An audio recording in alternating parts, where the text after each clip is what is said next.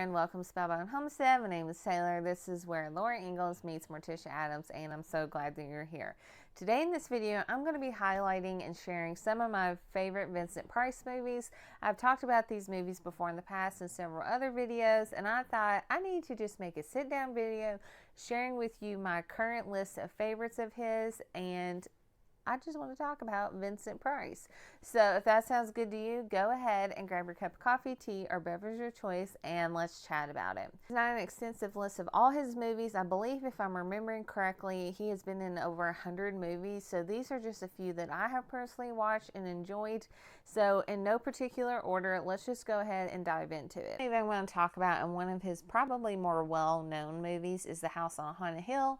This movie was made in 1959, and this is about a rich man who invites 5 people over to a haunted house with his wife.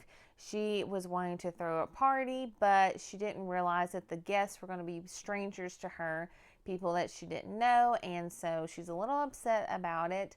But at the beginning of the movie, we find out that these 5 people are all in desperate need of money for one reason or another.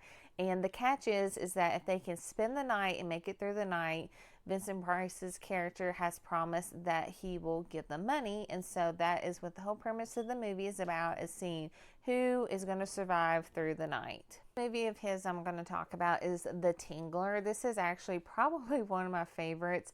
It was also made in 1959, and Vincent Price's character plays a scientist who has discovered a parasite that resides in the human body that is fed by fear. And so he wants to extract this parasite because it is a discovery that is new in the scientific world, and he also wants to bring awareness to it and the fact that he did discover this.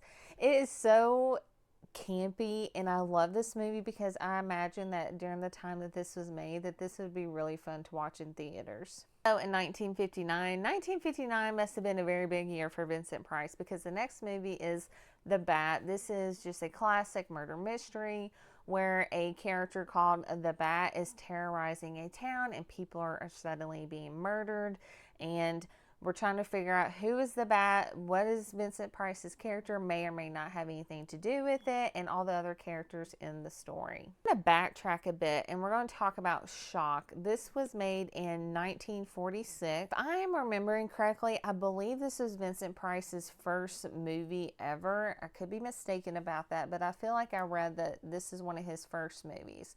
So Vincent Price's character is a psychiatrist, and he is at a hotel visiting for some reason or another, and a woman has watched him commit a crime, and he actually ends up becoming her psychiatrist. And basically this whole movie is him terrorizing this woman, convincing her that she didn't see the things that she actually did see, gaslighting her. What ends up happening to him? Is she remembering everything correctly? Is she misremembering? It is a wild ride. Now we are going to speed back up to 1961 with The Pit and the Pendulum. This was an Edgar Allan Poe story, of course, and Vincent Price's character, of course, plays in it. It has a family mystery that is occurring inside of this house. There's lots of betrayal, family, curses, things like that. And this movie gives me the creeps. Even for it to be made in 1961, it still gives me the heebie-jeebies. Man on Earth in 1964. This is actually one of my husband's favorite movies of Vincent Price's. So he is quite literally the last man on Earth. Find out, why is he the last man on Earth? What happened to everybody? What happened to his family?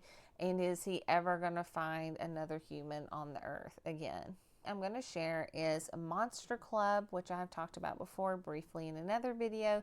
This was made in the 1980s, very campy.